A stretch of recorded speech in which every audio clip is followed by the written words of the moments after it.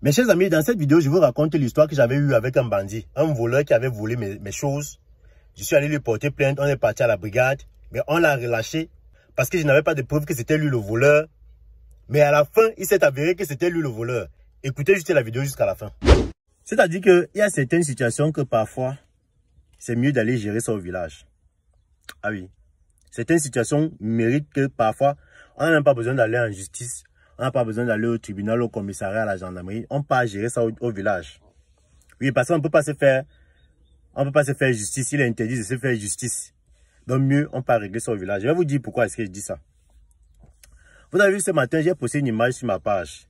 Une image qui montrait une autoroute droite, bien propre. Une nouvelle route bien propre où il était écrit droit pénal.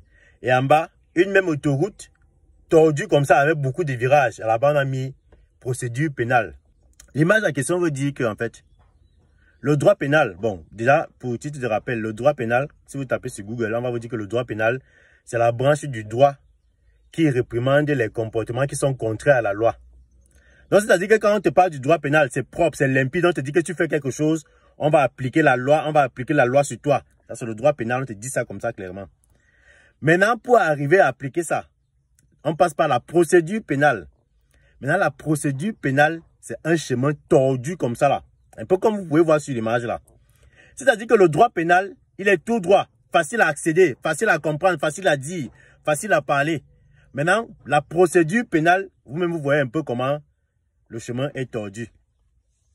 C'est comme pour dire que c'est une situation, non? Que d'attendre la procédure pénale, mieux on pas gérer ça au village. Je vais vous raconter une petite histoire qui m'est arrivée à moi. Et c'est le genre de situation qui arrive aux gens tous les jours. Au Cameroun, tous les jours. Donc l'histoire, c'est quoi? J'habitais, avant d'aménager où je suis actuellement, j'habitais dans un immeuble. J'étais au rez-de-chaussée de l'immeuble. Voilà. Et à l'immeuble là en question, on avait essayé de voler ma moto que vous connaissez là. On avait déjà essayé de voler ça là-bas. Avant d'aller habiter là où j'habite actuellement là, dans mon ancien immeuble, on a toujours essayé de voler ma petite moto d'âme là. Parce que c'est les motos qu'on vole comme les bonbons. C'est les motos que les gens aiment trop. Parce qu'elle est économique et ça coûte cher. Donc, on a essayé de voler ma moto. Heureusement que la moto était enchaînée et la lame avait déclenché. Donc le matin, on vient me réveiller, on me dit que gars, est-ce que c'est toi qui as mal garé ta moto comme ça à l'entrée du portail et tout? Tu dis que non. Quand il sort, il voit que ma moto a été déplacée. Il dit que non, c'est pas moi qui ai placé là, ça là comme ça là. Il y avait un endroit où j'ai rangé ma moto. Donc les gars sont venus, ils ont essayé de porter ma moto. La lame a commencé à chanter, ils ont déposé ça, ils ont fui. Je suis allé porter plainte à la brigade contre inconnu pour tentative de vol. Voilà, j'ai porté une double plainte parce qu'il faut noter que dans l'immeuble en question, on était victime des vols d'habits, vols de chaussures. Donc, c'est-à-dire que je lave mes habits, je sèche. Après, quand il faut aller enlever, il y a les habits qui manquent. On lave les habits même de mes enfants. On lave les habits de mes enfants, les chaussures, on sèche, ça disparaît. Donc, les habits des enfants disparaissent comme ça dans le camp. Mes habits disparaissent, les habits de madame disparaissent. Voilà. Donc, dans la plainte que j'ai donc déposée à la brigade, j'ai fait une plainte jumelée que je me plains de la tentative de vol de ma moto et vol à répétition des vêtements et chaussures, de mes vêtements et des vêtements de mes enfants aussi. Donc, j'ai fait donc une plainte comme ça, 2 en 1, je m'en vais déposer à la brigade. On me dit que, ok, parce qu'on dit toujours que quand tu es face à ce genre de situation, c'est toujours bien de porter plainte contre inconnu. Tu peux déposer, on ne sait jamais. Chose que j'ai faite. Maintenant, ça n'a même pas fait 1 mois. Je m'apprêtais à sortir. J'avais lavé les habits. Je crois un vendredi comme ça. Je sèche mes habits. Maintenant, les habits n'ont pas bien séché. Vous savez qu'il y a souvent les journées là où les habits ne sèchent pas bien. Donc, les habits sèchent. Mais c'est encore un peu humide. Genre, il faut encore un coup de soleil pour que tu portes. Voilà. Donc, j'ai donc lavé mes habits. Maintenant, le lendemain, je devais sortir. Et l'habit que je voulais, le pantalon jean. Voilà, le pantalon jean que je voulais porter pour sortir faisait partie des habits que j'avais lavés à la veille. Et ça a séché un peu. Il manquait juste encore peut-être un coup de soleil, peut-être de 1 heure de temps avant que je ne puisse porter. Donc, je me lève dans le matin et dis que, ok, comme je vais porter le pantalon jean ici là, je mets d'abord ça dehors. Donc, je prends mon pantalon jean, je pas mettre ça, je pas sécher ça dehors. Et j'entre à la douche. Donc, je me dis que le temps que je suis à la douche, et il y avait le soleil, le temps que je suis à la douche, le pantalon va prendre un coup de soleil et je vais pouvoir le porter. Donc, je n'ai pas bien accroché mon pantalon dehors. J'entre à la douche, je commence à me laver. Maintenant, il vient de me laver. Je reste encore un peu dans la chambre là que bon, je donne même encore peut-être 20 minutes. Le temps que le pantalon sèche très bien. Maintenant, quand je décide donc de sortir, je sors avec la serviette. J'ai la serviette attachée parce qu'on était dans un camp. C'est un camp qui était quand même sécurisé. Voilà. Donc, je sors donc dans la cour de l'immeuble là en serviette. Parce que là où il y avait le séchoir, c'est on prend un petit couloir. C'est là il y a aussi l'endroit où on lave les habits. Il y a le robinet et tout ça. Donc, quand je sors donc en serviette, je suis en serviette, j'ai la serviette attachée au rein pour aller prendre mon pantalon et le porter directement. Quand j'arrive au séchoir, je vois qu'il n'y a pas mon pantalon. Il dit Kéké. Le pantalon que je viens d'accrocher ici, là, j'ai accroché le pantalon quand je partais entrer à la douche. Maintenant, je reviens, il n'y a pas le pantalon. C'est encore quelle histoire ça? Je vois qui dit Kéké. Ça, c'est quelle histoire ça? Donc, maintenant, ce qu'il constate, c'est que quand je sors comme ça pour aller prendre mon pantalon, j'ai croisé un de nos voisins. Donc, j'avais un voisin qui habitait en haut. Il habitait avec, si c'est son petit frère, si c'est son cousin, si c'est quoi là. Le genre de gars il est là dans l'immeuble, il est dans le camp. On ne sait pas ce qu'il fait. On voit seulement comment il sort, il rentre tard. Tu ne sais même pas ce qu'il fait dans la ville. Il est là posé, il est d'un calme que tu ne peux rien suspecter. Donc, quand je partais pour prendre mon pantalon là, quand je prends le virage qui mène au séchoir, je croise le gars. Quand le gars et moi se croisent, lui prend le portillon, il sort. Il commence à partir. Maintenant, quand je constate maintenant qu'il n'y a pas mon pantalon, je suis sûr d'abord qu'il est qui? Mon pantalon est où? Je viens d'accrocher mon pantalon là maintenant, avant d'aller entrer à la douche. Mon pantalon est où? Le premier réflexe qui est venu dans ma tête, c'est qu'il faut que j'interpelle le gars là. Le gars que j'ai croisé au virage là, et qui est sorti, qui vient de sortir. Maintenant, j'ouvre dans le portillon. J'ai toujours la serviette attachée au rein, s'il vous plaît. J'ai toujours la serviette attachée au rein. J'ouvre le portillon. J'interpelle le gars. Il dit, gars, viens, s'il te plaît, viens. Le gars vient. Je lui demande que, tout à l'heure, je viens d'accrocher mon pantalon ici sur le séchoir. Est-ce que tu n'as pas vu ça? Le gars me dit qu'il n'a pas vu le pantalon sur le séchoir. Il dit que merde. Je lui demande au gars que bon, attends, tu faisais quoi là-bas? Du côté du séchoir, du côté de l'endroit où on lave les habits là. Tu faisais quoi là-bas? Il me dit qu'il était en train de laver sa chaussure.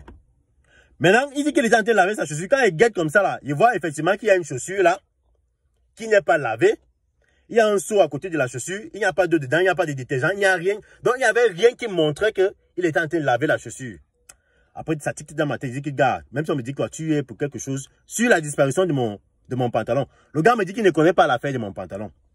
Et évidemment, c'est vrai qu'il le soupçonne, mais je n'ai pas de preuves. Mais dans ma tête, étant donné que c'est un gars qu'on doutait de lui dans le camp, parce que à chaque fois qu'il y avait le coup de vol, il était le principal suspect. C'est juste que on n'avait pas de preuves contre lui. Maintenant, le gars ressort quand même. Bon, il est reparti. Comme je n'avais pas de preuves sur lui, il est reparti. Mais dans ma tête, quelque chose me dit que c'est lui qui a pris mon pantalon. Donc le gars ressort. Maintenant, quand je reste là comme ça, je commence à réfléchir, Quelque chose me dit maintenant d'aller guetter, parce qu'au même endroit, il y a le séchoir, il y a l'endroit où on lave les habits. Et sur le mur qui sépare l'endroit avec la maison, il y a le bloc des néos. Voilà, le bloc où on met souvent tous les compteurs de l'immeuble. Et vous savez qu'on met souvent, quand il y a beaucoup de compteurs, on met souvent les portillons là, comme ça, on fabrique un truc comme un petit portail. Maintenant, quelque chose me dit donc d'aller guetter dans le bloc où il y a les compteurs. Maintenant, quand je pars pour guetter dans le bloc où il y a les compteurs, je vois mon pantalon. Donc, ce qui vient dans ma tête, c'est que quand je sortais pour aller récupérer mon pantalon, le gars, effectivement, il était en dehors. Je suis sorti au même moment où il était en train de vouloir voler mon pantalon. Maintenant, quand il a suivi mes pas, il a froissé le pantalon comme ça, il a mis ça dans le bloc des compteurs. Et ce qui est venu dans ma tête, c'est que c'est le gars là qui a mis ça dans le bloc des compteurs. Il dit qu'ok, il n'y a pas de souci. Je l'appelle encore, le gars revient. Je lui dis que voici mon pantalon qu'il vient de retrouver dans le bloc du compteur. Qu'est-ce que mon pantalon fait ici? Le gars me dit qu'il ne connaît pas l'affaire de mon pantalon. Il dit que, qu'est-ce que mon pantalon fait donc là? Toi, tu étais ici. Tu dis que tu lavais la chaussure. Il n'y a rien qui montre ici que tu étais en train de laver une chaussure. Au même moment que je sors, mon pantalon disparaît et je viens le retrouver ici, à côté des compteurs. Ça veut dire que le gars, quand tu m'as entendu, tu as pris mon pantalon, tu as mis là, peut-être pour venir chercher ça après. Même si on me dit quoi, c'est toi qui as mis mon pantalon. C'est comme ça que je prends mon téléphone, j'appelle son grand frère, le voisin chez qui il habitait. J'appelle son grand frère, je dis à son grand frère que gars, il faut que tu viennes passer ton petit, je viens l'attraper, il a volé mon pantalon, il a essayé de voler mon pantalon, mais je l'ai attrapé en fait. Entre-temps, j'appelle maintenant la brigade, parce qu'il avait déjà porté plainte contre inconnu pour ma moto et pour le vol continuel des habits.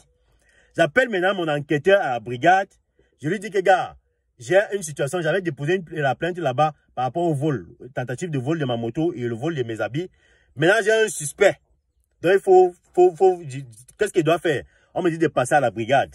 Je passe à la brigade, je m'avais expliqué la situation là-bas. J'ai payé ce qu'il y avait à payer là-bas. Je prends 2 gendarmes.